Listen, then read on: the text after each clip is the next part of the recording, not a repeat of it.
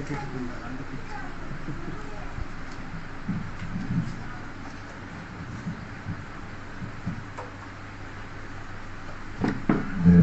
వందనాలు, స్తోత్రం కలుగును గాక. కూడి వచ్చిన సంఘ బిడ్డలు, స్థానియ సంఘ కాపాడి, రాయగడని వచ్చిన దేవుని బిడ్డలు, ఊళ్ళో పెద్దలు చిన్నలు, దేవుని వాక్యం దూరం నుండి ఆదరించిన తొలి బిడ్డలకి యేసు ప్రభు పేరట వందనాలు. ఈ రాత్రి దేవుడు మనకందరికీ దీవెన గాక. మనం నేర్చుకున్న విషయంలోకి మనం వెళ్తాం. మొదటి తిమోథెయుసు పత్రిక 6వ అధ్యాయము 11వ వాక్యం నుండి మనం నేర్చుకున్నారు. మనం నేర్చుకున్న విషయం అంటే దైవ జనుడా. ఇప్పుడు బైబిల్లో కొత్త నిబంధనలు 7 విధములను మనుషుల గురించి, 8 విధములను మనుషుల గురించి చెప్పుకొని వెళ్తున్నారు. 7వ మనుషుడు దైవజనుడా అని పిలవబడినది. అంటే పాత నిబంధనలు కొందరు కలగా దేవుడు పిలిచారు. అదే మనం నేర్చుకున్నాం. మొట్టమొదటిగా మోషేకి దేవుడు దైవజనుడా అని పిలిచారు. ద్వితీయోపదేశ కాండము 33వ అధ్యాయం 1వ వచనము నుండి మనం నేర్చుకున్నాము. దైవజనుడైన మోసే గురించి మనం నేర్చుకున్నారు. పోయిన దినములో మనము ఆ మోసే గురించి కొన్ని మాటలు నేను చెప్పారు. ఆ మోసేకి దేవుడు పిలవబడిన పేరు దైవజనుడా. ఆ దైవజనుడుగా మారడానికి దేవుడు అతనికి తీసుకొని వెళ్ళిన విషయం గురించి నేను చెప్పారు. నిర్గమకాండము 3వ అధ్యాయము 1 నుండి మళ్ళీ ఒకసారి కూడా చదవండి. నిర్గమకాండము 3వ అధ్యాయము మోసే మిద్యానీ యాజకుడైన ఇత్రో అను తన మామ మందలు మేపుచు ఆ మందను ఆరణ్యము అదే. ఇప్పుడు దైవజనుడుగా మారాలంటే ఆరణ్యములు ప్రయాణము చేయవలసి. దైవజనుడుగా మారాలంటే ఆరణ్యములు ప్రయాణము చేయాలి అని నేను చెప్పాను. ఎందుకు ఆరణ్యములు దేవుడు అతనికి తీసుకొని వెళ్ళారు? ఓషియా గ్రంథము 2వ అధ్యాయం 16వ వాక్యం. ఓషియా గ్రంథము 2వ అధ్యాయము 16వ వాక్యం చదవండి. యెషయా గారు ఓషియా 14.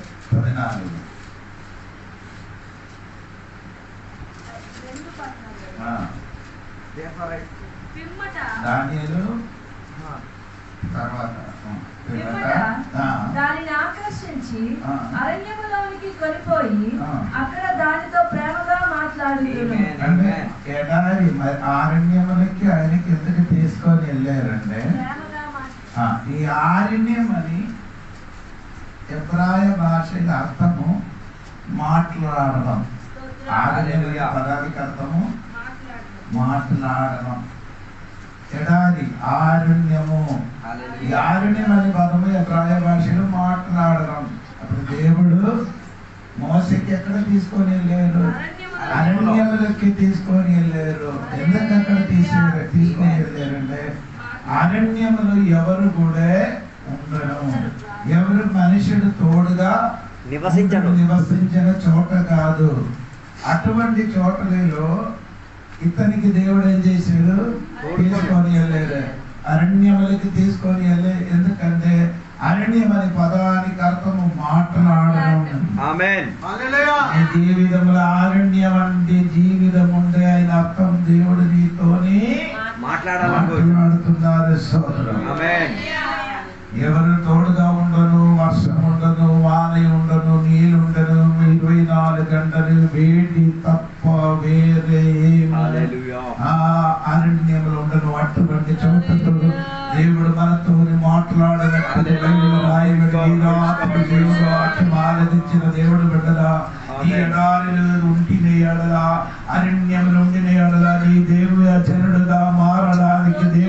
అక్కడికి తీసుకొని ఎందుకంటే అది మాత్రం కొత్త నిబంధనలు సువార్త 3వ అధ్యాయం 2వ వాక్యం కూడా చదివితే మీకు నేను చెప్పిన మాట కరెక్టా లేదా అని తెలుసు.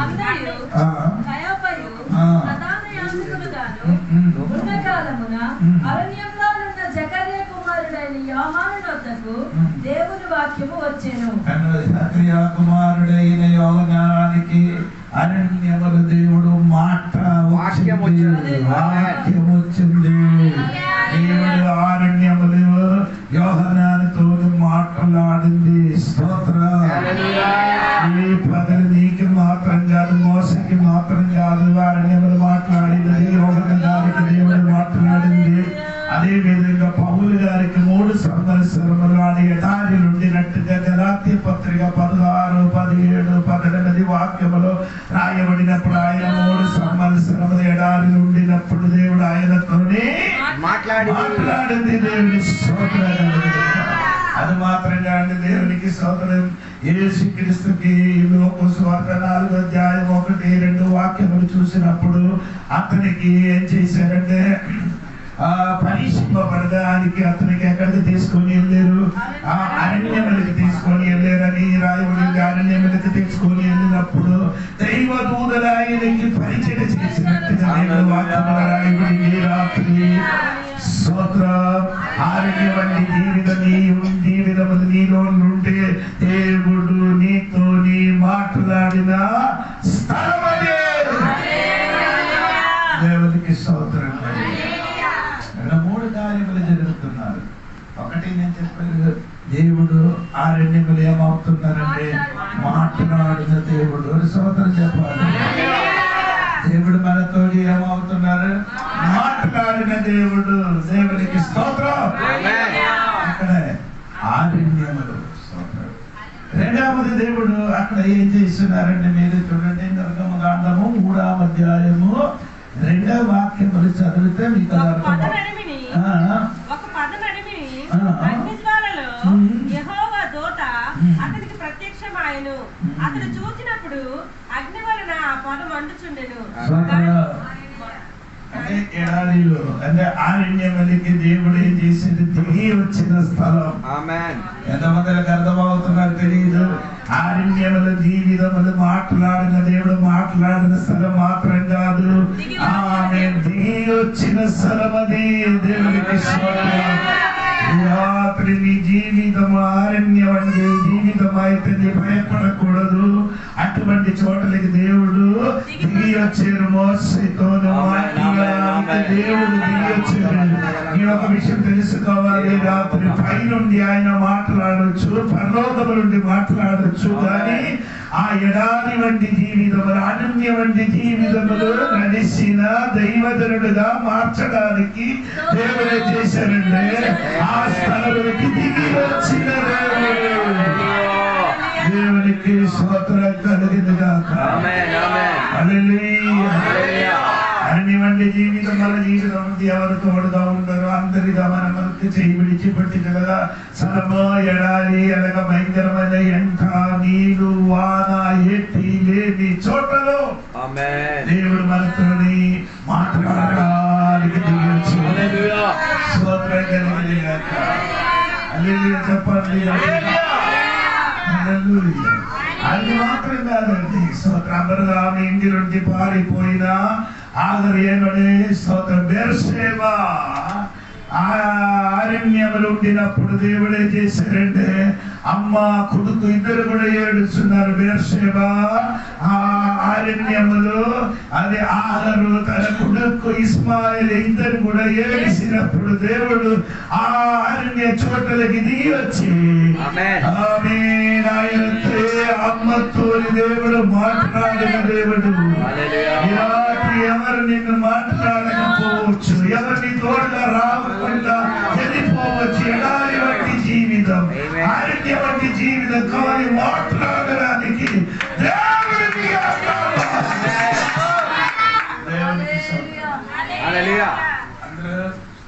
ఇప్పుడు ఆమె దగ్గర ఎవరు ఉన్నారు? భర్త ఉందా? లేదు. అబ్రహాం ఉందా? లేదు. కుటుంబస్థులు ఉందా? లేదు. ఎవరు చుట్టాలు ఎవరైనా ఉన్నా లేదు. ఎప్పుడు ఎవరున్నారు? అమ్మ కొడుకు తప్ప ఎవరు లేదు. నేను ఇప్పుడు చెప్పినది ఆదికాండం 16వ అధ్యాయంలో. స్తోత్రము. ఈ రాత్రి నీ మర్చిపోకూడదండి. స్తోత్ర. ఆగరు దగ్గర దిగి వచ్చి ఆరణ్యములు మాట్లాడినదే ఈ రాత్రి నీతోని మాట్లాడడానికి దిగి వస్తుంది. స్తోత్రం. ఆమేన్. హల్లెలూయా. దైవజనుడు ఆయన వాడితోని ఎలాగ మాట్లాడుతున్నాడు? మేకలతో మాట్లాడలేదు. మేకలతో దేవుడు ఏం చేయలేదు, మాట్లాడలేదు. మేకలు మేపిన వాడితో మాట్లాడలేదు. దేవుడికి చెప్పిన వాడు మాట్లాడిన చోట రెండు దేవుడు ఏం చేస్తున్నారండి? దిగి వచ్చిన చోట మూడవ అధ్యాయము 3వ వాక్యం చూడండి. నిన్ను ఫరో ఎద్దుకు పంపెదను. ఇశ్రాయేలీయులైన నా ప్రజలకు నీవు ఐగుప్తులో నుండి తోడుకొని పోవాలనను. 3వ దేవుడు అతనికి ఏం చెప్తున్నారని తెలుసా? నేను నిన్ను ఫరో ఎదుట ఏం చేస్తున్న పంపుతున్నారంటే స్తోత్రం. హల్లెలూయా. ఈ 40 సంవత్సరం వరకు ఎడారిని తిరిగి తిరిగి తిరిగి తిరిగి అటువంటి తిరిగిన ఆ దైవజనుడికి దేవుడు ఇప్పుడు అపాయింట్మెంట్ ఒకటి ఇచ్చేది.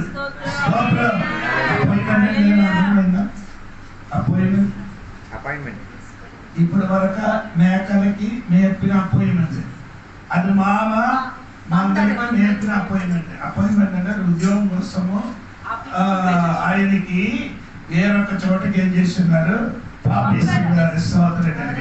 ఇప్పుడు వేరే ఒక పని కొరకు దేవుడు అతనికి పంపిస్తున్నారు. ఇప్పుడు ఇంకా 40 సంవత్సరం వరకు ఎడారిలో ఉండిన, ఎడారి అంటే అరణ్యంలో ఉండిన మోసగారికి దేవుడు చెప్పారు, ఇంకా నీ ఇక్కడ ఉండదు, ఇంకా నీ ఎక్కడికి వెళ్ళిపోవాలి?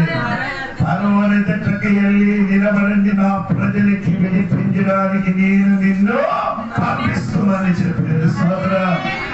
40 సంవత్సరం మేకలతో తిరిగిన మోసకి ఇప్పుడేమంటే 4 కాళ్ళతో తిరిగిన ఆ మేకలతో 40 సంవత్సరం మాట్లాడిన మనిషికి ఇప్పుడు 2 కాళ్ళతో నడిచిన మనిషిని 40 సంవత్సరం. హల్లెలూయా. ఆమేన్. ఆమేన్. గొప్ప దేవుడు, దైవజనుడు మారాలి. స్తోత్రం. 40 సంవత్సరము మేకలతోని తిరిగేది. ఇప్పుడు ఎంత వయసు? 40 ఫరో ఇంటిలు, 40 ఎడారి అరణ్యములు. స్తోత్రం. 80 వయసు అయింది. 80 వయసు అయినప్పుడు దేవుడు చెప్పదు, ఇంకా ఈ పని చేయొద్దు. ఏ పని? మందరం 4 ఆరుందా మందరం మేపిన పని చెయ్యొద్దు. ఇది నీ అని ఎక్కడికి వెళ్ళాలి? ఫరో దగ్గరికి వెళ్ళి నా ప్రజలకి విడిపించడానికి నేను నిన్ను పంపిస్తున్నాను. స్తోత్రం. 4 గాలున్న జంతువులతో తిరిగిన వాడికి ఇప్పుడు అక్కడ నుండి 2 గాలు నడిచిన మనిషిని నడిపించడానికి అదేదో సంబంధం 40 years, 40 సంవత్సరాలు నడిపించడానికి దేవుడు అతనికి పంపించారు. నేను ఎవరికి చెప్తున్నారు నాకు తెలియదుగా కూర్చోకూడదు. శ్రద్ధ కలిగి వాక్యం వినండి. దేవుడికి స్తోత్రం. హల్లెలూయా. స్తోత్రం. అది దైవజనుడికి దేవుడు పిలిచినప్పుడు 3 విషయం ఆయనకి ఎడారిని జరిగింది. 1 దేవుడు దిగి వచ్చిన స్థానం, 2 దేవుడు మాట్లాడిన స్థానం, 3వది ఆయనకి ఒక అధికారం ఇచ్చి పంపించిన స్థానం. దేవునికి స్తోత్రం కలిగిన గాక. హల్లెలూయా.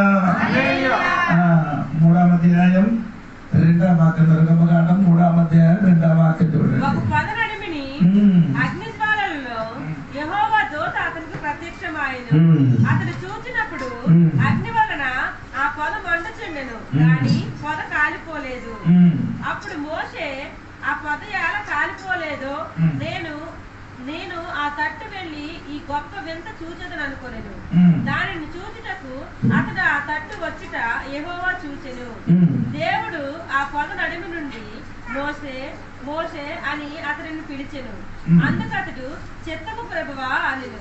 అందుకు ఆయన దగ్గరకు రావద్దు, నీ పాదముల నుండి మోసే మోసే అని దేవుడు పిలిచాడు. దైవజనుడికి దేవుడు పిలిచాడు మోసే. ఒకసారి కాదు, రెండుసారి అతనికి ఏం చేశాడు? పిలిచినప్పుడు నా వద్దకి రావద్దు. నీ పాదముల నుండి ఎందుకు రావద్దని చెప్పారు? నీ పాదముల నుండి నీ చెప్పులే చేయాలి. కుటుంబము స్తోత్రం.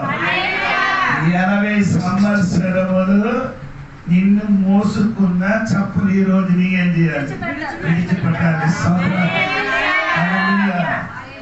దేవుడి దగ్గరికి సరిగా రావాలంటే నీలో ఉన్న కొన్ని చెప్పలు స్వభావం అన్ని వదిలితే మాత్రం దేవుడి దగ్గరికి వెళ్ళొచ్చు. దేవుడి స్వరం విన్నారు. ఓకే, విన్నారు కదా. మోసే మోసే అని పిలువా విన్నారు. రెండు వద్దకి దగ్గరికి వచ్చింది. వద్దు, ఈ నా దగ్గరికి నీ దేవుడు మా స్వరం నిందిన వాడ ఉండొచ్చు. రెండు, ఆయన దగ్గరికి రావచ్చు. కానీ దేవుడు దగ్గరికి రాగాలంటే నీ కారు నుండి అది కొన్ని సరిగా విడిస్తే మాత్రమే నా దగ్గరికి నీ రావచ్చు.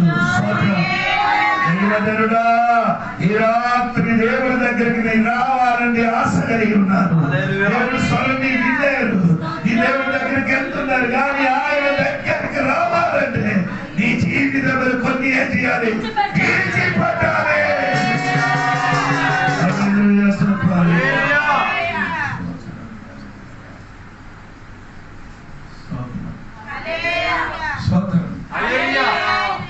అదే చేతులున్న కాలు, ఇప్పుడు కాళ్ళున్న చెప్పదు.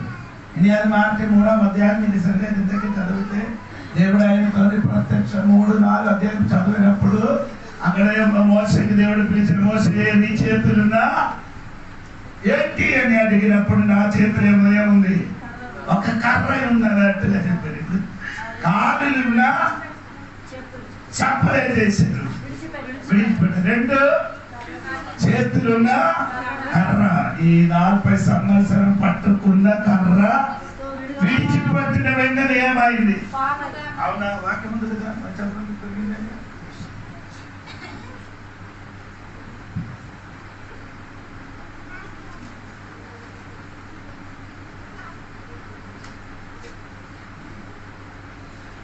స్తోత్రం.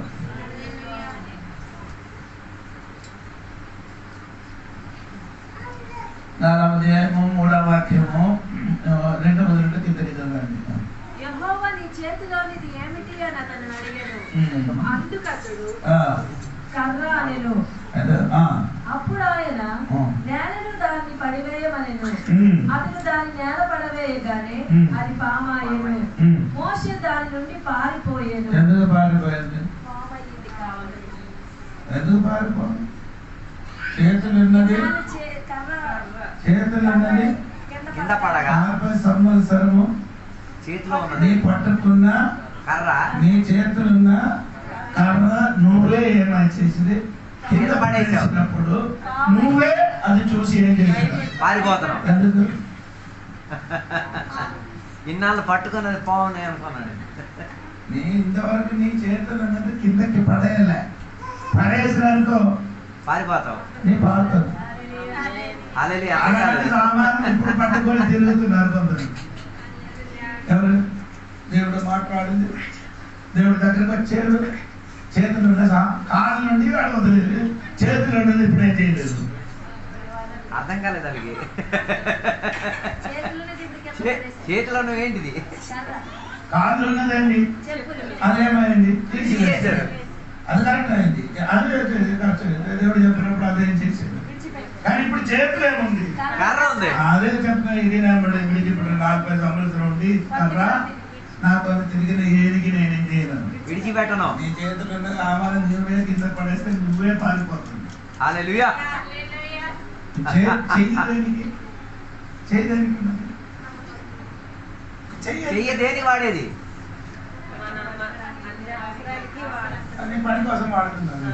అవును కదా, చెయ్యి నీ క్రియ, అది కిందకి వేసండి. నీ క్రియలు కిందకి వేసుకో. చేతులు క్రియ కదా, కార్యం చేయడానికి, క్రియలు చేయడానికి. అది కింద పడేయండి. ఎవరికి అర్థం అవ్వలేదు, నీ క్రియలు కింద పడేయండి. నీ స్వభావం, పద్ధతి, అలవాటు అదే నీ కిందకి పడేస్తారా ఉంది. మంచిగా అదే రూపం మారుతుంది. తిరుగుతున్నాను, ఇదే నా చేతులు ఉన్న కర్ర అని, నా క్రియలే నాకు చాలని, ఇదే నా చేతులు ఉన్న కర్ర అని చెప్పుకొని తిరుగుతున్నారు. అది కిందకి పడేసిననుకో మోస ఏమైంది? పారిపోయింది. స్తోత్రం. ఉన్నది కిందకి పడేసిననుకో పారుతుంది. ఇప్పుడు వరకు అదేది అండి, దైవజనుడా నీ చేతులున్న కర్ర ఏం చేయాలి? కిందకి పడాలి. పడేసిన వెంటనే అదేమైంది? పాలైంది. స్తోత్రం. ఇదే పట్టుకొని తిరుగుతుంది. కానీ దైవజనుడికి ఇప్పుడు వరకు తెలియదు. దేవుడు మాట విని చేస్తే మాత్రం అది అర్థం అవుతుంది. ఈ పద్ధతి అన్ని మారాలంటే దేవుడు మాట విని చేస్తే నీ చేతులు ఉన్నది, నీ స్వభావం అన్ని కరెక్ట్. బాగుంది కదా. యెషయా ఏం చేశారు? యెషయా ఏం చెప్పారు? ఆ దేవుడు దర్శనం కలిగినప్పుడు ఏం కలుగుతుంది? అయ్యో నేను అన్క్లీన్ మ్యాన్, అపవిత్ర పెదవులు కదా. ఎప్పుడు తెలిసింది? ఎప్పుడు తెలిసింది? యెషయాకు దర్శనం చూసినప్పుడు. ఎవరికి దర్శనం? యేసయ్యకి. దేవుడికి దర్శనం చూసినప్పుడు యెషయా తెలిసి నేనెవరు? పీతరుకి దేవుడి చాపలన్నీ ఇచ్చారు, ఓడ నింపారు, ఓడ మొత్తం నింపారు పీతరు గారికి. నేను ఉపసభ ఇదే చెప్తున్నాను. యెషయా కదా ఆమె ముందుకు చెప్పారు. ఆ స్తోత్రం. ఓడ అన్ని నింపిన తర్వాత పీతరు ఏం చెప్పాడు? నేను పాపి మనుషుడు, నన్ను నీ ఏం చేయాలి? విడిచిపెట్టి వెళ్ళిపోమని యేసయ్యకి చెప్పారు. స్తోత్రం. ఎందుకు చెప్పింది? ఎందుకు చెప్పింది? ഇതിന് ముందుకు ఎంత మందికి ఆడే ఏం చేసి చూసింది, కానీ ఆడు పాపి అని చెప్పలే. ఎప్పుడు పాపి అని చెప్పారు? పరిశుద్ధమైన దానికంటే మించిన ఒక వ్యక్తిని చూసినప్పుడు ఏమైంది? పాపి అని తెలిసిపోయింది. స్తోత్రం. ఈ రాత్రి నేను చెప్పుతున్నారు ఏమనగండి, నీకు తెలుసా? నీకంటే మించిన వ్యక్తికి చూసినప్పుడు నీలోని ఉన్న లోటు పాటు నీకు అర్థమవుతుంది. అంతవరకు నీకు అర్థమవను. దేవునికి స్తోత్రం కలిగింది. సరి అయిన రీతిగా యేసయ్యకి చూసిన దేవుడు బిడ్డలు సొంతగా చెప్తారు, దేవా నాన్ని అపవిత్రగా ఆ పెదవులున్న మనుషుడు, యేసయ్యా నా పాపి మనుషుడు అని చెప్తాదండి. ఎప్పుడు మోస చేతులు ఏమండి? అదే చూసినప్పుడు ఆయన ఏం చేశాడు? పారిపోయాడు. రెండవ దేవుడు చెప్పారు, నీ ఏది చేతితోని కర్ర పట్టుకున్నాదో ఆ చెయ్యి ఎక్కడ పెట్టమని చెప్పారు? రొమ్మను పట్టమని చెప్పారు. ఆ చెయ్యి ఏం చేయాలి? రొమ్మను పట్టినప్పుడు ఏమైంది?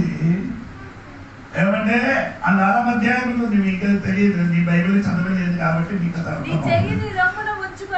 ఉంచుకోనమని చెప్పారు. అతను తన చెయ్యి రొమ్మును ఉంచుకొని దాని వెలుపలికి తీసినప్పుడు ఆ చెయ్యి కుష్ఠము గలదై హిమము వల్ల తెల్లగా ఆయను. చెయ్యి ఇప్పుడు ఎలా ఉంది? ఎక్కడ ఉంచినప్పుడు? నీ హార్ట్ మంచిది కాదు. హార్ట్లు ఉన్నది ఇప్పుడు ఎక్కడికి వచ్చింది? స్తోత్రం. చెయ్యి ఉన్నది కింద కేసును పామైంది. చెయ్యి పట్టినప్పుడు ఏమైంది? హార్ట్లు ఉన్నది చెయ్యి పట్టినప్పుడు ఇప్పుడు చెయ్యి ఏమైంది? స్తోత్రం. స్తోత్రం. దైవజనుడుగా మారాలంటే నీ కాలు నుండి చెప్పలేదు తీయాలి. రెండు నీ చేతుల కర్ర ఏమవ్వాలి? ఆ కర్ర కింద పడేసిన తర్వాత ఆ కర్ర దేవుడి కర్రగా మారింది. ఆ కర్ర ఇప్పుడు ఎవరి కర్రగా మారింది? స్తోత్రం కలిగింది. చెప్పండి. ఇప్పుడు ఆ చెయ్యమైందండి. ఆ రొమ్మును పట్టినప్పుడు అది కుష్ఠరోగమై మారింది. మళ్ళీ అక్కడ తిరిగి పెట్టినప్పుడు ఏమైంది? తెల్లగా మళ్ళీ మంచి చెయ్యిగా మారింది. స్తోత్రం. హల్లెలూయా. ఈ రాత్రి నీ దైవజనుడుగా మారాలంటే నీ జీవితం ఎక్కడెక్కడ విడిచిపెట్టాలందో అది మొత్తం ఈ రాత్రి ఏం చేయాలి? విడిచిపెట్టండి. దేవునికి స్తోత్రం కాక, దేవునికి స్తోత్రం కలిగింది కాక. అనగా విడిచిపెట్టిన తర్వాత దేవుడు అతనికి పిలుస్తున్నారు, దైవజనుడా. దేవునికి స్తోత్రం కలిగింది కాక. ఈ రాత్రి నీ దైవజనుడుగా మారిపోవాలి. స్తోత్రం. ఈ రెండవది దైవజనుడా అని పిలువబడిన వారెవరని చూడండి. న్యాయాధిపతుల పుస్తకము 13వ అధ్యాయము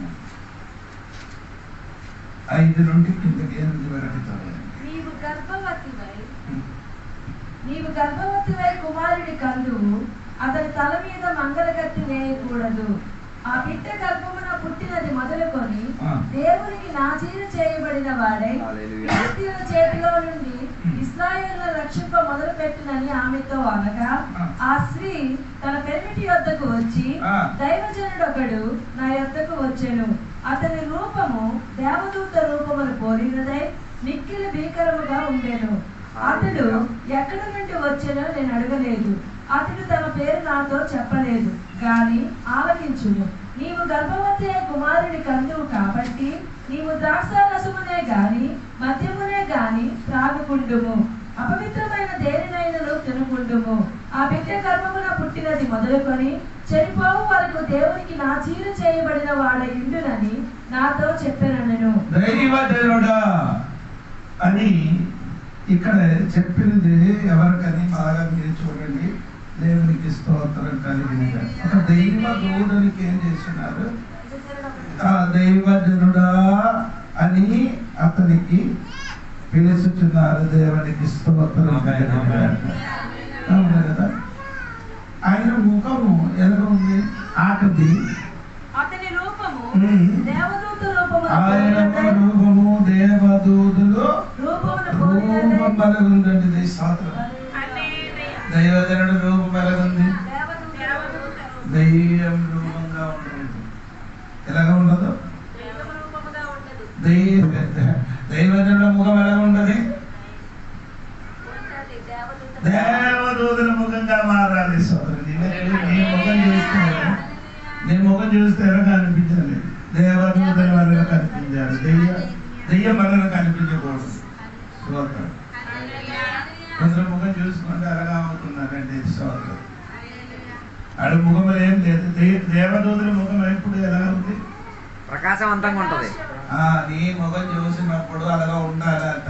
దైవజనుడు ముఖం ఎప్పుడు దేవదూతల ముఖం వలన ఏమవ్వాలి? ప్రకాశమయంగా ప్రకాశంగా మారిపోవాలి. దేవునికి స్తోత్రం. అవునా? దేవునికి స్తోత్రం కలిగింది కదా. హల్లెలూయా చెప్పండి. సేపానికి రాయితో కొట్టబడినప్పుడు ఆయన ముఖం ఎలా ఉంది?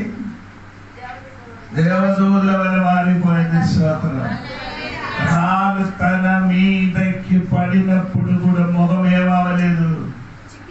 చిక్కిపు మారిపోగలేదు. స్తోత్రం. అప్పుడు కూడా దేవదూతల ముఖం వలన ఆయన ముఖం మారింది. దైవజనుడు ఈ విధంగా ఎన్ని సమస్యలు, వేదన, కష్టములు వచ్చినప్పుడు కూడా ఆయన ముఖం మారిపోగను. రోజు రోజు ఏమవుతుంది? దేవదూతల వలన మారిపోవాలి. హల్లెలూయా.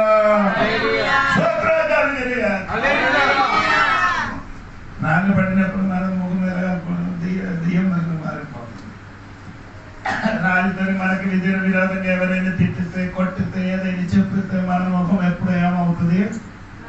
మారిపోతుంది. కానీ స్తోత్రం. మనోహరికి దేవుడు ప్రత్యక్షమైనకు వచ్చిన దైవదూతల ముఖము మారింది. స్తోత్రం. దైవజనుడు చెప్పిన మాట మీరు వినండి. స్తోత్రం. అదే 13వ అధ్యాయం 3, 4, 5 వాక్యం చూడండి. యెహోవా దూత ఆ. ఆ స్త్రీకి ప్రత్యక్షమై, ఉమ్. ఇదిగో నీవు గొడ్రాలవు, నీకు కానుక లేకపోయెను, అయితే నీవు గర్భవతివై కుమారుని కందువు, కాబట్టి నీవు జాగ్రత్తగా ఉండి ద్రాక్షరసమునే గాని మద్యమునే గాని త్రాగకుండుము. దైవజనుడికి దేవుడు ఏం చేస్తున్నారండి? ఆలోచన చెప్పున్నవాడే. దైవజనుడు ఏం చేస్తున్నారు? ఆలోచన చెప్పుతున్నారు. స్తోత్రం. ఏంటి ఆలోచన చెప్పుతున్నారు? వినండి. నీ గుట్రాయి, నీ ఎవరంటే పిల్లలు లేని వాడు. స్తోత్రం. దైవజనుడు ఆలోచన చెప్పుతున్నది. ఇప్పుడు నీ చెప్పినప్పుడు నీ ఎవరు? గొడ్రాలుగా ఉన్నావు. కానీ తర్వాత ఆలోచన అంటే దేవుడు నీకు ఇచ్చిన ఆలోచన ఏమనగంటే ఇప్పుడు నీ స్థితి గుడ్రాయితున్నారు. స్తోత్రం. నీ కొన్ని దినముల తర్వాత నీ ఏమవుతుంది? గుడ్రాయితలు నీ ఉన్నారు, అది మారి ఇప్పుడు నీ జీవితం ఏమవుతుంది? మారుతున్నారు. అది మాత్రం కాదు, ఆ పిల్లలకి పెంచిన రీతి కూడా దేవుడు ఆలోచన చెప్పాడు. నీ ఏం చేయకూడదు? ద్రాక్షారసము మద్యమును తాగకూడదు. దైవజనుడు నీకు ఆలోచన చెప్పిన వాడు. దైవజనుడు నీకు ఏం చెప్పారు? ఆయనకి నీ యొక్క కుమారుడు కంటారు, ఆయనకి ఏం చేయదు, నీ ఏం చేయకూడదు. మద్యం గాని ద్రాక్షరసం గాని అపవిత్రమైన ముట్టకూడదు. దైవజనుడు నీకు ఆలోచన చెప్పినది ముట్టదు అని చెప్పినప్పుడు నొప్పి కలుగుతుంది. అవునా? సోదరం, ఈ స్థితి ఇప్పుడు ఎలా ఉంది? గుట్రాయితనం ఉన్నవాడికి సమాజంలో వెళ్ళడానికి ఏం లేదు, విలువ లేదు. ఎందుకంటే ఏదైనా మంచి క్రియలు జరిగినప్పుడు ఆయనకి ఎక్కడికి పిలవడు, ఆయనకి ముందుతో నిలబడతాడు. దేవుడికి స్తోత్రం.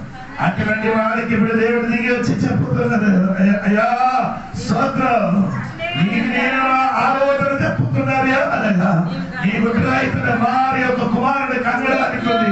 అందుకని నీ జీవితం ఏమవ్వాలి? పరిశుద్ధంగా ఉండాలి. ఏసైలో ఉండిన దేవుడు బిడ్డలుగా జీవించాలి. అన్ని తినచ్చా? ఏసైలో ఉన్న దేవుని బిడ్డలు అన్ని తినొచ్చా? చెప్పండి. వాళ్ళ దేవుని బిడ్డల కార్యమో చెప్పట్లే. అన్ని తిన్నుతున్నవాడు దేవుని బిడ్డలకి నో ప్రాబ్లం. కొన్ని దేవుని బిడ్డలు అంటున్నారు, అన్ని తినేస్తున్నారు.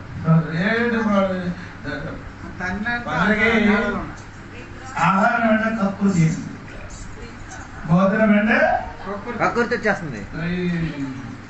బైబిల్లో కూడా ఉదాహరణ ఒక పూట ఆహారం కొరకు ఆశీర్వాదం వేసినాడు. ఆహారం అంటే కొందరికి ఏం చేస్తున్నారు?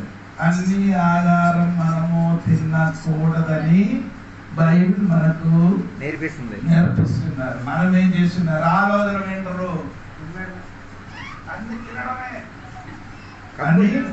తిండి చూస్తే కక్కుర్తి వచ్చేస్తుంది. చూడండి, నాకు నో ప్రాబ్లం. కానీ నీ ఎవరవదు పరిశుద్ధులుగా కాలేవు. నీలో యొక్క ఆలోచన ఇవ్వబడింది. ఆలోచన ఏం చెప్ప? నీలో యొక్క కుమారుడు కండడానికి రేయాలి అంటే ఆయన అర్థం ఆత్మీయత. నీ దేవుని నీ కాక నీలో ఒక మనుషుడు ఉంది, ఒక ఆత్మీయ మనిషిలో ఉన్నాడు, నీలో ఉన్నాడు. ఆ మనిషిని చచ్చిపోకుండా జాగ్రత్తగా ఉండడానికి నీ అన్ని చేయకూడదు.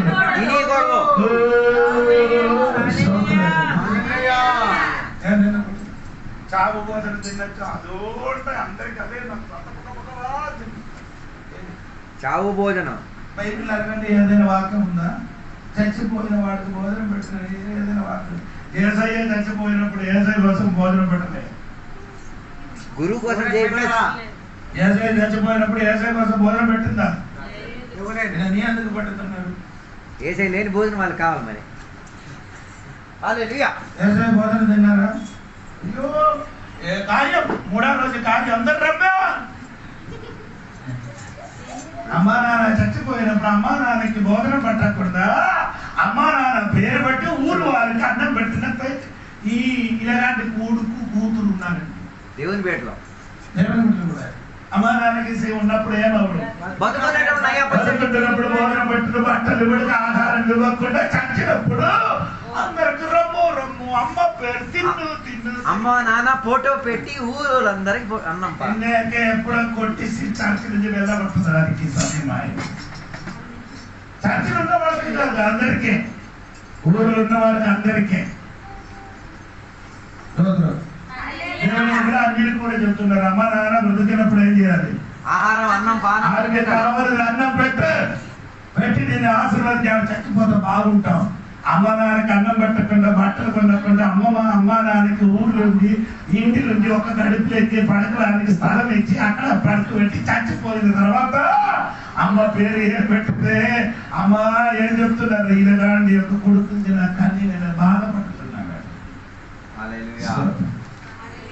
హలో, ఎందుకని చెప్పినప్పుడు మీకు నచ్చదు, నాకు తెలుసు. నీకు నచ్చడానికి చెప్పడానికి నేను ఇక్కడికి రాలేదు. దేవుడికి నచ్చినట్టు చెప్పాలి. నాకడగండి, నా నాన్న చచ్చిపోయారు. నా ఊళ్ళో ఉన్న పెద్దలు 300 మనుషులు కూర్చి ఏం చెప్పారంటే తెలుసా? నీ నాన్న చచ్చిపోయి ఏం చేయాలి? కార్యం చేయాలి. ఎప్పుడన్నా అన్నయ్య ఉంది, నాకంటే పెద్దలు 2 అన్నయ్య ఉంది, ఆడందరూ కలిసి చెప్పారు కార్యం చెయ్యాలని చెప్పి. అప్పుడు చిన్న కొడుకుగా నేనున్నా కాబట్టి నాకు అడిగారు, ఏంటి నీ ఉద్దేశం ఏమంటారు అడిగినప్పుడు నేనేమి చెయ్యను. నేనేం చెప్పారు? 300 మనుషులు నా మీదకి ఏమొచ్చిందిగా చంపడానికి వచ్చినట్టుగా. ఒరే, నీ ఇప్పుడు పుట్టి పెరిగి వచ్చినావురా. నేనంటే తెలుసా? నాకు ఊరన్నా పెద్దనాన్న ఏం చెప్పి నానంటే నీకు తెలుసా? నేను తెలుసు పెద్దనాన్న. అవును, నన్ను డాక్టర్ నుండి ఇలా చేసుకొని వచ్చారా? నీ చెయ్యడా అంటావు. నేను చెయ్యను. ఎందుకు చెయ్యరా? నేను నా అమ్మ నాన్న బ్రతికినట్టు మంచిగా ఏదో కొనడానికి నాకు ఎంత శక్తి ఉందో అదని కొలిసి నేను పట్టాను. ఇంకా ఆయన పేరు పెట్టి నీకు ఎవరికి తినడానికి ఈ రోజు ఇస్తాను మాత్రం ఇంకా ఎప్పుడు కూడా నేను చేయను. సోదరు అలా చెప్పాను కాబట్టి ఎన్నెన్నో మ్యారేజ్ అయింది, ఎంతమంది చనిపోయి ఇప్పుడు వరకు ఎవరు కూడా నన్ను పిలవలే. ఎవరు కూడా నన్ను పిలవలే. నా కుటుంబస్తులు ఎవరు నన్ను పిలవలే. చూస్తే బాగుంటా అంటా అని అడుగుతారు కానీ ఆ ఇంటిలో మంచి కార్యం జరిగినప్పుడు పిలవని. నాకు నో ప్రాబ్లం. అది పిలిస్తే డబ్బు బాగు కదా. పిలవలేదు కాబట్టి దేవుడికి స్తోత్రం. నా అన్నయ్య ఎప్పుడు చెప్పాడు, నీ బాగుందిరా అంట. ఏంటంటే అన్నయ్య అంటే నిన్ను ఎవరు పిలవలేదురా. మ్యారేజ్ అయితే పిలిస్తే దాదాపు 3,000 ఇవ్వాలి కుటుంబస్తులు అయింది కాబట్టి. ఒక సంవత్సరం దాదాపు ఒక 800 మ్యారేజ్ అవుతుంది. 8 మూళ్ళు 8 మందిలు మ్యారేజ్ అయితే 3 లక్ష ఎంత? 8,000 నాకు అభివృద్ధికి ఉందా? దేవుడికి స్తోత్రం కలిగింది. చెప్పండి, నేను నాన్న చచ్చినప్పుడు నేనేం చేయాలి? కార్యం చేయలేదు. కార్యం చేయలేదు అనుకుని మీరే అయ్యో నాన్నకి ప్రేమ. నాన్న బ్రతుకున్నప్పుడు నా ప్రేమించారు, బ్రతుకున్నప్పుడు నేను చేశారు, ప్రేమించారు కాబట్టి నా అమ్మకి నేను ఒడిసికి తీసుకొని వచ్చేది నన్ను ఇంటికి ఉంచారు. స్తోత్రం. హలో, నా అత్తగారికి నేను తీసుకొని వచ్చాను. 5 సంవత్సరాలు నా ఇంటికి ఉండేది నా అత్తగారు. అత్తగారు ఇప్పుడు కూడా బ్రతుకున్నారు. స్తోత్రం. అది మటన్ తినను, చికెనే తింటాం. అప్పుడు మటన్ కలిసి మటన్ తినడం అమ్మ అత్తగారు చేస్తున్నారు. అత్తగారి కోసం 2 కేజీ చికెన్ కలిసి రేపి కూర చేసి పుంజి పట్టుతాం. ఎప్పుడప్పుడు కావాలంటే అప్పుడప్పుడు ఏం చేస్తున్నారు? కోడి మొక్కలు వేపేసి ఇచ్చి తినేసి వెళ్ళిపోయేది. స్తోత్రం. ఆ కొడుకు అనగా చూడలేదు, నేను చూశాను. దేవుడికి స్తోత్రం. అది ఇక్కడ జరిగిపోయిన కారణం కొడుకులు అందరూ ఏమంది అది శిక్షణ కాబట్టి నా దగ్గర నుంచి వెళ్ళిపోయింది. స్తోత్రం. బ్రతికిన టైంలో ఏం చేయాలి? బాగా అమ్మ నాన్నకి చూడరా అయినా చచ్చిపోయిన తర్వాత అన్ని తినడానికి అందరు గుంపులు గుంపులు గుంపులు గుంపులు కలుగుతారు. ఆ అమ్మగాని తిరిగి వచ్చేసి మెచ్యూరిటీ మనుషులు అయితే పరిగెట్టి వెళ్ళిపోవడమే. బైబిల్ అది ఉందా తినడానికి? తినడానికి వెళ్తున్నారు. కక్కుర్తయ్యా నీగా తాగాలి. వెళ్ళండి 70 నివారణ ఇచ్చండి, తిరిగి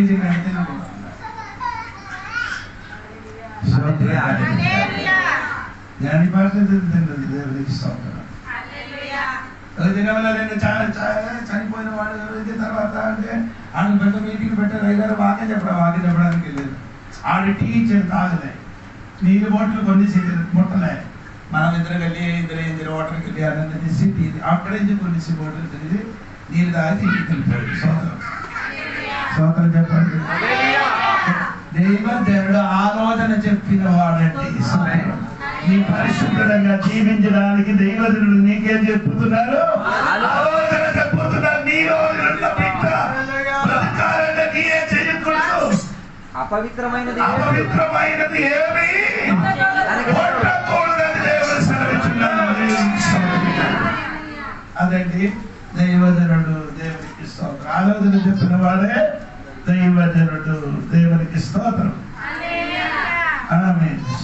రెండు దైవజనుడు ఏమంటే మాట 13వ అధ్యాయం 16వ వాక్యం చూడండి. నా యాజకుల పుస్తకము 13:16. యెహోవా దూత, నీవు నన్ను నిలిపినను నీ భోజనము నేను తినను. నీవు దహన బలి అర్పించిన నిర్దేశించిన ఎడల యెహోవాకు దాన్ని అర్పింపవలెనని మనోహతో చెప్పాను. ఆమె చెప్పండి. మనోహకి చెప్తున్నారు. దైవజనుడికి ఏమవుతున్నారు? అతిథి సత్కారం చేస్తున్నారు. దైవజనుడికి ఏం చేస్తున్నారు? అతిథి సత్కారం. చెప్పండి. ఎవరు ఉన్నారా? ఏదండి? ఎవరి పత్రిక 13వ అధ్యాయం 1, 2వ వాక్యం చూడండి. ఎవరి పత్రిక 13వ అధ్యాయం 1, 2వ. సహోదర ప్రేమ నిలవరగా ఉండనీయుడి, ఆతిథ్యము చేయమనకుడి. దాని వలన కొందరు ఎరుకక ఏ దేవదూతలకు ఆతిథ్యం చేయడానికి కొందరికి తెలియదు. కొందరికి హాస్పిటాలిటీ. ఆతిథ్యం అంటే ఏంటి? ఆతిథ్యం అంటే ఏంటి? ఇంటికి వచ్చిన అతిథులకు వారికి చేయాల్సిన గౌరవము, మర్యాద. అత్తగారింటికి వస్తే పప్పు వంకాయ అత్తగారు వస్తాయి. కొడుకు అమ్మ నాన్న ఇంటికి వస్తాయేమందండి ఏమంటే చేపలు, రొయ్యలు. సొంత అమ్మ నాన్న వస్తే రొయ్యలు, చేపలు, చికెని. అత్తగారు వస్తే భార్య కుటుంబస్తులు ఎవరైనా వచ్చినా అనుకో, నీ భర్త అత్తగారి ఇంటికి వచ్చినట్టు అమ్మా కోడల దగ్గరకు వచ్చిన పప్పే వంకాయ పప్పే. నీకేం లేదు. మర్యాద లేదు. ఆతిథ్య మర్యాద లేదు. ఇంటికి వచ్చిన వాడికి ఏం చేయరా? అత్తగారు కానీ అమ్మగారు కానీ ఇంటిలో ఎవరైనా కానీ అది కొందరు చేశారు. ఎలా జరుగుతుంది? 1 కేజీ 2 కేజీ చికెన్ కొనేసి వస్తే వారికి ఒక్కొక్క పీస్ ఇస్తారు. వాటిని మొత్తం దాచిపెడతారు.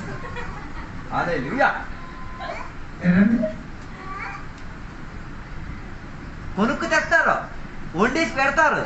ఆడికో 2 ముక్కలు పెట్టేసి మిగతా మొత్తం దాచుకు తింటారు. మా చర్చలో 80 మంది విశ్వాసం ఉందండి. 80 మంది విశ్వాసికి ఎన్ని కేజీ మాంసం కావాలి? చికెన్ దాదాపు చెప్పండి.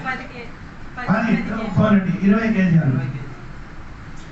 80 మందికి 20 కేజీ. నేనేం చేశాను? 35 కేజీ తీసాను. ఏది? కోడి కాదు, మాంసం మాత్రం ఒలిచిన మాంసం ఎంత తీసుకునేసి లోపల ఉన్న పేగులు గీగులు మొత్తం తీసి కేవలం మాంసం. మా సహోదరులకు పంపించిన 20 కేజీలు. ఈయన 35 కేజీ కొనడానికి డబ్బులు ఇస్తే మన పిల్లలు ఏం చేస్తారు? ఈ పిసనరీ సాక్షులు కూడా ఉంది. పిసినారోలు చర్చిలో కూడా ఉన్నారు. ఇంటిలో కూడా ఉన్నాం. 35 కేజీ తెచ్చుకోండి రా బాబు అని డబ్బులు ఇచ్చి పంపిస్తే 25 తెచ్చి. అందుకని చికెన్ కొనడానికి నేను వెళ్తాను. ఎందుకంటే తినడం మాత్రం తినిన తర్వాత ఇంటికి 2 ముక్కలు కూడా ఏం చేశాను? తీసుకొని వెళ్ళిపోవాలి సంవత్సరం. అందుకని మాంసం వండించినప్పుడు నేను అందరు వెనకలు తిరిగి ఎవరు మాంసం వండుతున్నారో వాళ్ళ వెనక నేను తిరుగుతుంది. ఎందుకు తిరుగుతున్నాను తెలుసా? అది కొంచెం ఎక్కువ ప్రేమ ఉన్నవాళ్ళు చూస్తే 4 ముక్క ఎక్స్ట్రా వేసింది. నేను వద్దు, అందరికి ఒకే రీతిగా చేయాలి. ఇన్నేక ఎప్పుడో దేవుడు వదిలేసాడు. ఆదిత్య మర్యాద చెయ్యడానికి ఇప్పుడు విశ్వాసులకి తెలియదు. నీ మంచి విశ్వాసియా, నీకేం లేదు. ఆదిత్య మర్యాద లేదు, నీకేం లేదు. లోపం కదా, లోపం ఒకటి ఉంది. లోపం కదా. అది ఉందా లేదా అని తెలియడానికి మాంసం నీ చేతిలో పెట్టుతా తెలుసు. వడ్డించడానికి మాంసం నీ చేతికి ఇవ్వాలి. మర్యాద ఉందో లేదో తెలిసిపోద్ది. ఏంది అంటే అందరికి ఒక్కలాగా ఎయ్యడు మాస్టర్ గారు, ఎయ్యడు. నచ్చని పెంట అయ్యి ఉంటే ఓ మొక్క ఎత్తారు. నచ్చిన సోమరాజుకేమో ఇక్కడ ఎవరి పత్రిక 11వ అధ్యాయంలో రాయబడింది. ఆదిత్య సంకారం చేసి తెలియకుండా దేవదూతలకే చేశారమ్మా, ఆదిత్యం చేశారండి. అబ్రహాం ఇంటికి వచ్చిన వాడు దేవదూతలని తెలియకుండా వారికి బాగా ఏం చేశారు? అదెవరి దేవదూతలని తెలియలేకుండా వారికి అన్నపానం అని పెట్టారు, మర్యాద చేశారు. స్తోత్రం. ఈ ఇంటికి వచ్చిన వాడు దేవదూతలు ఎవరు అని తెలియకుండా నీ చెయ్యండి. ఎలాగ చెయ్యాలి? దైవదేవుడికి మర్యాద చేస్తున్నారు. స్తోత్రం. ఆదిత్యం చేయడానికి ఇప్పుడు కూడా కొందరికి అలవాటు లేదు, తెలియదు. కొన్ని ఇంటికి వెళ్తే మంచి నీళ్ళు కూడా దొరకదు. అది ఇచ్చిన గ్లాసు కూడా కడుగుడు. హల్లెలూయా. అది ఇచ్చిన నీ అది ఎప్పుడో కడిగి ఉంచారు. అది తీసుకొని వచ్చి అది పెట్టించారు. అమ్మ అది అప్పుడు కడిగారు. సోదరు నీ పోయిన వారం కడిగి స్నానం చేశారు. ఇప్పుడు ఎందుకు స్నానం చేయడం? పోయిన వారం నీయేం చేశారు, ఇప్పుడు ఎందుకు చేయడం? అదే రీతి గ్లాసు బిందులు కూడా అలాగే కడిగారు. బిందులు కూడా ఇప్పుడు ఏం చేయాలి? చాయ్ పెట్టిన మునుపు కడిగిన తర్వాత వాసన ఉందో లేదు, వాసన ఉందా ముందుకు ఏం చేయాలి? అది నీళ్ళు టీ పెట్టిన ముందుకు ఈ గ్లాస్ లేదా కప్పు ఉందా లేదా అని చూసుకొని తర్వాత నీళ్ళు పెట్టుకొని వెళ్ళాలి. స్తోత్రం కలిగింది. ఇది ఇచ్చిన తర్వాత ఇచ్చిన ఆయన నువ్వు చూసుకోవాలి. కొందరు ఎవరెవరైనా పేరు నేను చెప్పాను. కొందరు ఇంటికి చర్చిని బోధన తినడానికి ఇంత పెద్ద జుత్తు దొరికింది. ఎంత పెద్దదండి? అంటే చిక్కి షాంపూ వాడుతున్నారని చెప్పడం. ఆదిత్య మర్యాద చేయనప్పుడు ఇంత పెద్ద ఆయన జుత్తు దొరికితే ఏం చెప్తారా నీ భాష? ఇంటికి తిరిగినాయి. జుత్తు అన్నములు దొరికితే కూరలు దొరికితే కొడుతుంది.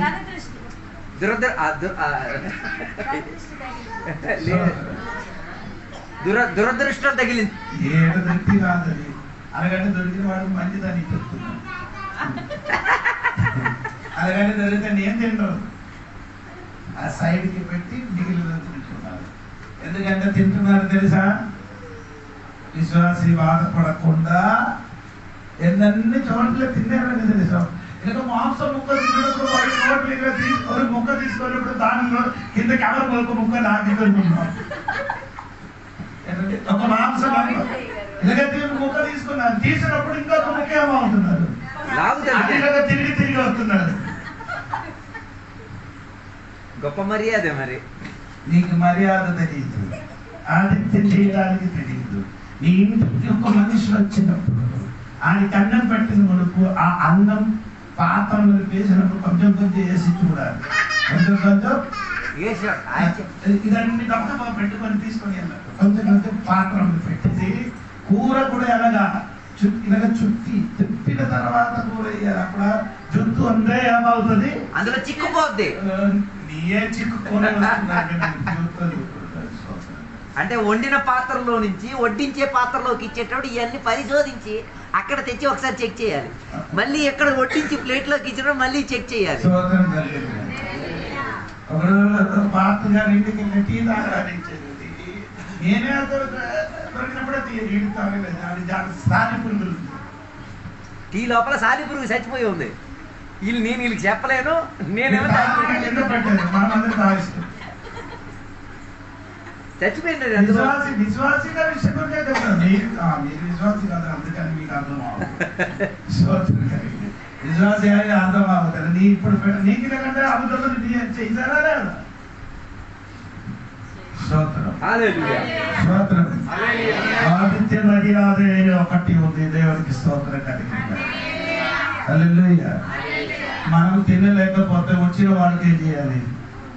సమృద్ధిగా పెట్టి పంపించాలి. దేవునికి స్తోత్రం కలిగింది. హల్లెలూయా చెప్పండి గట్టిగా.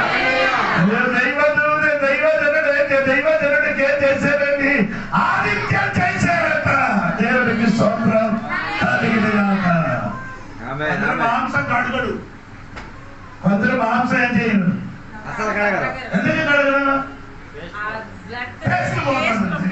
ఏమవుతుంది? రుచిపోతుందట. నేను తినిన మునివే కడగలేని మాంసం వంట చేసి తినినప్పుడు మొట్టమొదటి నోట్లు పెట్టిన ముందుకు ముక్కులు పెట్టిన నోట్లు పెట్టిన మునుగు ముక్కు దగ్గర పెట్టి చూడండి.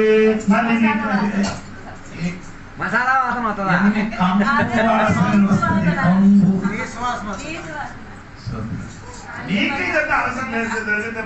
కకృతికి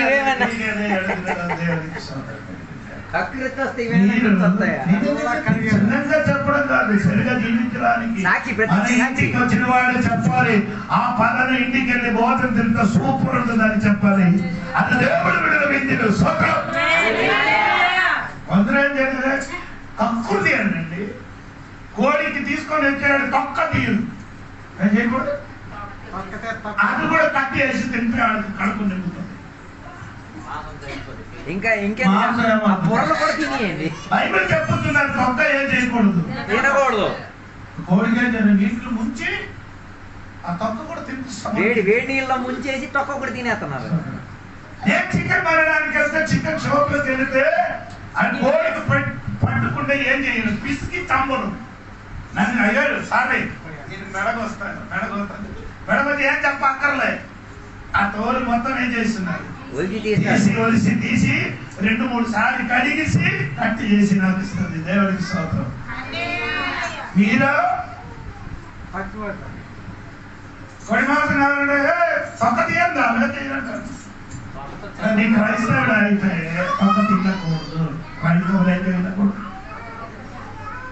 క్రైస్తవులు మాత్రం కాదు, అది తొక్క తినండి. తర్వాత మూల వ్యాధి అయిన రోగం వస్తుంది. బైబిల్ చెప్తున్నారు ఆదిత్యం చేయడానికి మాంసం కడిగిసి, మాంసం దాదాపు ఏ మాంసం చికెన్ ఐకం మటన్ ఐకనే తీసుకొని వచ్చి 4 సార్లు మంచి నీళ్ళు వేసేయాలి. కడిగిసి తర్వాత వంట చేసి చూడు, టేస్ట్ మారదు. నన్ను ఒకసారి పిలిచి వంట చేయించండి, నన్ను ఒకసారి పిలిచి ఏం చేయాలి? అవునా గారు? మా ఇంటికి వచ్చి మీరు తిన్నారు, ఎలా ఉంది మాంసం? సూపర్. మాంసమే తెల్లగా ఉంది. ఆయన సాక్ష్యం. అది మాత్రం కాదు, మొన్న చేసారండి చేప వేపినప్పుడు మన పిల్లలు వచ్చి అందరు దగ్గరకు వచ్చి నిలబడుతున్నారే. ఇద్దరు వచ్చి ఆయన ఎలా చేశారు చూపించారు.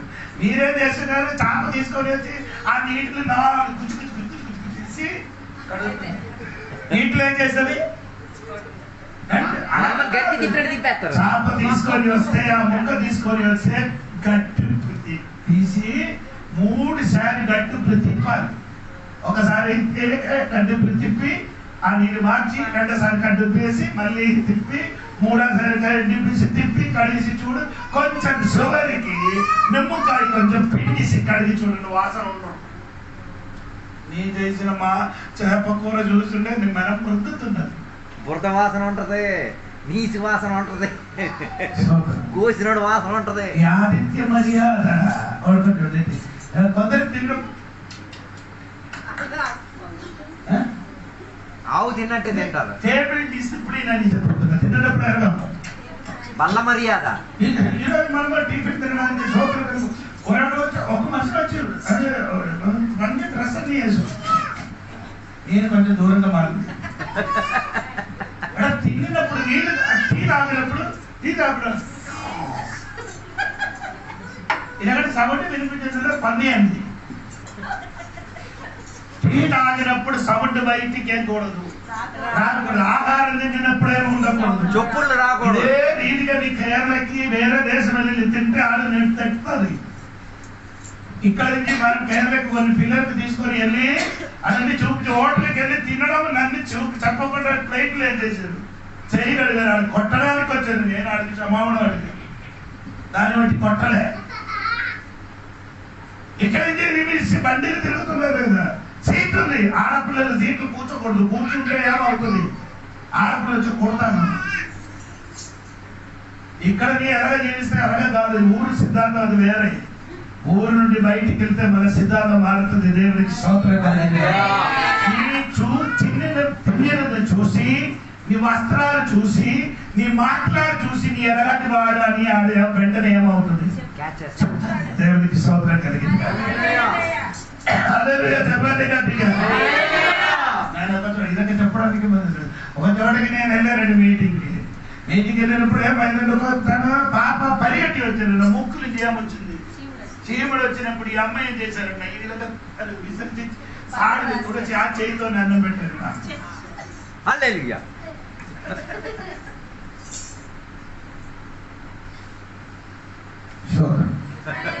దైవజనుడు ఆదిత్య మర్యాద దేవుడికి స్తోత్రం కలిగిన మన ఊర్లో మన దేశంలో జరిగిన సంగతి చెప్పబోతున్నారు, వేరే దేశంలో జరిగిన కాదు. దేవుడికి స్తోత్రం కలిగిన కాక అదే గట్టిగా చెప్పండి. నేను ఇంటికి వెళ్ళాను మన ఊర్లో, నేను ఆ ఇంటికి హఠాత్తుగా వెళ్ళినప్పుడు అమ్మాయి నన్ను చూసి సీపురు పట్టుకొని వచ్చాను. నన్ను చూసి నేను అనుకున్నాను ఈవిడ నన్ను పట్టడానికి వచ్చింది. అప్పుడు నన్ను చూసినప్పుడు ఏం చేస్తున్నారు, తొడవాలని గుర్తొచ్చింది. నిన్న ఎప్పుడో కొట్టాలి, తల్లి లేచినప్పుడు ఏం చేయాలి, ఎవరైనా వస్తే ఎవరైనా వస్తే ఇంటి లోపలికి వస్తున్నారు, ఇక్కడ ఒక గుంపురు బట్టలు, ఇక్కడ ఒక గుంపురు బట్టలు, మూట ఆ మూట, ఇక్కడ ఒక మూట, మొత్తం మూట కట్టి అలా ఉందండి. అలా ఉండకూడదండి. బట్టలు ధరించిన బట్టలు ఏదైనా మూట కట్టకుండా మడత పెట్టి ఏదైనా మూలలో లేకపోతే నీళ్ళలో పెట్టాలి. ఎందుకు యేసు ప్రభు చచ్చిపోయినప్పుడు లేచి పరలోకం వెళ్ళినప్పుడు ఆయన కట్టిన బట్టలు ఎలాగ చేశారు, మడత పెట్టారండి. సోదరం, నిన్నే నీ భర్త నిన్నే ఎలాగ ఇంటికి ఉంచారు, అందుకు సోదరం.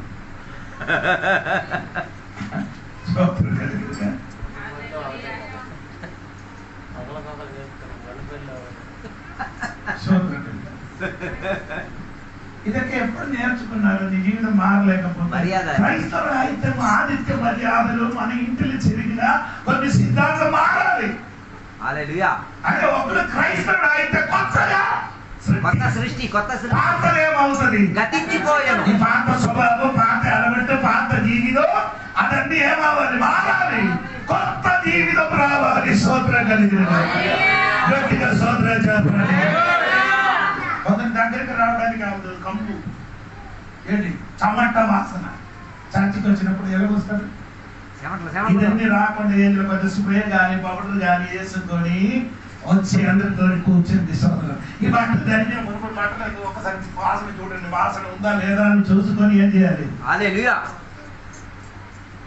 సోదరు బస్సులు వెళ్ళి కూర్చున్నప్పుడు మీకు ఏదైనా వాసన రాలేదా? స్తోత్రం కలిగింది.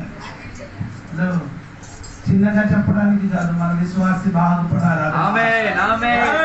చూసినప్పుడు చాలా అందంగా కనబడాలి. నీ నడక, నీ మాట, నీ వస్త్రము, నీ ధరించినది, నీ ఇల్లు అన్ని క్రమంగా ఉండాలి. స్తోత్రం. నేను రాయుడు టిఫిన్ తిన్న తర్వాత ఆ బయట ఏం చేస్తున్నాడు, ఒకడు అక్కడ కింద పెట్టి కుక్క పని కట్టి వస్తున్నారు.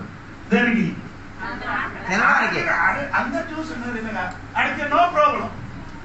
రేపు ఆడికి కూడా అదే శోభ ఆయనకి తిట్టారు, నీకు తెలియదురా, బోధ లేదురా సార్, సూర్య సార్ అని చూసుకొని వదిలి పెట్టండి, లేకపోతే కుక్కలు చేంజ్ చేస్తుంది. నాకు అదే అడుగుతారు, మీరందరూ నీటిని చూడగా చెప్పిన కనపడలేదు అని. గణపతి దగ్గర వదిలేస్తే ఏగలు, కుక్కలు, ఆవులు అన్ని ఎప్పుడు అన్నం తిన్నారు, అప్పుడు వెంటనే ఏం చేయాలి, ప్లేట్ కడిగి శుభ్రం పెట్టండి. ఏదో ఇదన్నీ మూట కట్టి అక్కడ ఉంచిన తర్వాత దోమలో దోమ, తర్వాత టైఫాయిడ్, జ్వరం. నేను మనం ఇద్దరే ఉంది.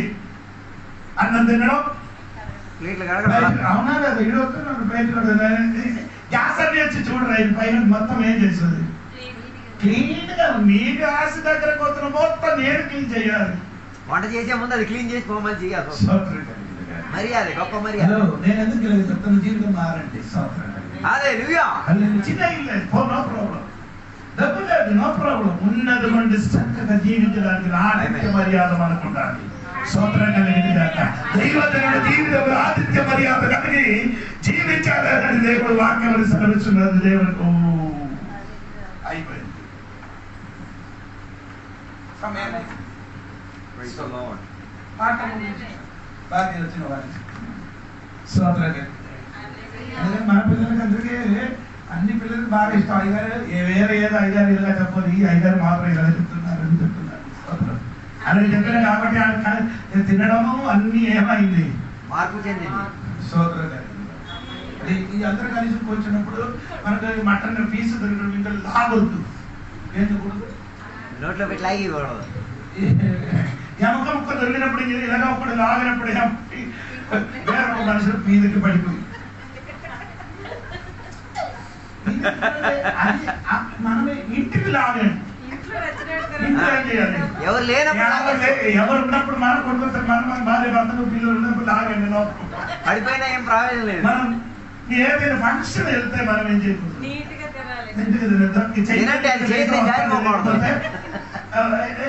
ఒకసారి కలిస్తే రాలేకపోతాను వదలండి. అలాగలేదు కాల్ ఎట్టుకున్నాయి దాని నుంచి సోదరుడు కలిగింది. సోదరుడు చెప్పండి అన్ని మారండి. ఆతిథ్య మర్యాద చేయడానికి నేర్చుకోండి. ఇంటికి వచ్చిన వాడికి మంచిగా భోజనం పెట్టండి. ఇచ్చిన పాత్రం మంచిగా ప్లేట్లు ఆహారం పెట్టండి.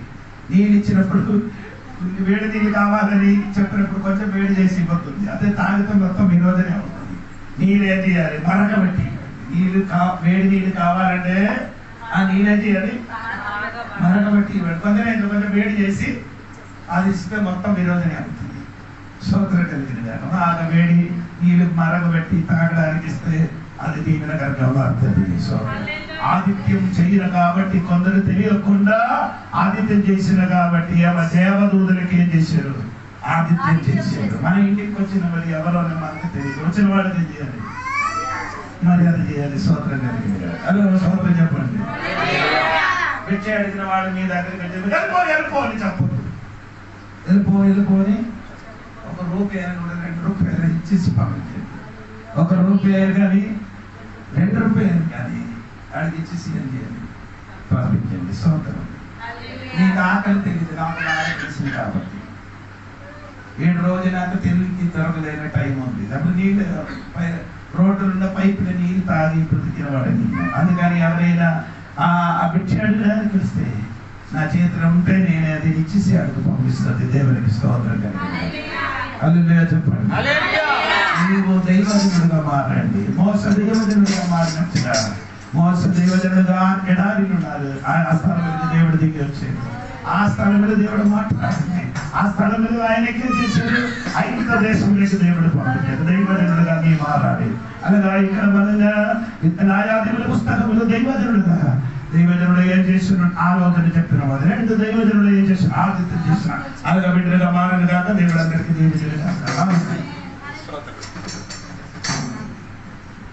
సమర్పించుకున్న రాత్రి వేళ దేవుని బిడ్డలుగా ప్రార్థన చేసే ముందుగా 1 నిమిషం మనం దైవజనుడిగా కామా ఒక్కసారి మనం వివేచించుకుంటాం.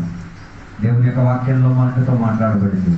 దైవజనుడిగా మోషే మారాడు, దైవజనుడిగా సంసోను మారాడు.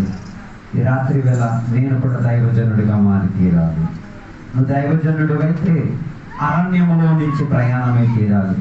నువ్వు దైవజనుడైతే అరణ్యం అన్న స్థితిగతిలో దేవుని యొక్క మాటలు నీకు వినబడి తీరాలి. దైవజనుడైతే దేవుడు నీ దగ్గరికి వచ్చి మాట్లాడాలి. దైవజనుడు అయితే దేవుని యొక్క పిలుపు నీ చెవులకు వినబడి తీరాలి. ఈ రాత్రి వేళ అలా దైవజనుడు అవ్వడానికి మనసు కలిగిన వారు ఉన్నారా? నువ్వు నిజంగా దేవుని ద్వారా పిలువబడిన వాడైతే, నిజంగా నువ్వు దేవుని ద్వారా దేవుని యొక్క మాటలు విన్న దైవజనుడు అయితే నీ రూపంలో మార్పు ఉంటుంది, నిన్ను చూసే చూపులో చాలా వ్యత్యాసం తేడా కనబడి తీరుతుంది. నిజంగా దైవజనుడు అయితే దేవుడు నీకు ఇచ్చిన కొన్ని ఆలోచనలు ఉంటాయి. నిజంగా నువ్వు దేవుని యొక్క దైవజనుడు అయితే పరిశుద్ధతకు అంకితం ఉండి తెలియాలి. నిజంగా నువ్వు దైవజనుడు అయితే నీ ఇంటిలో ఆతిథ్య మర్యాద ఉండాలి.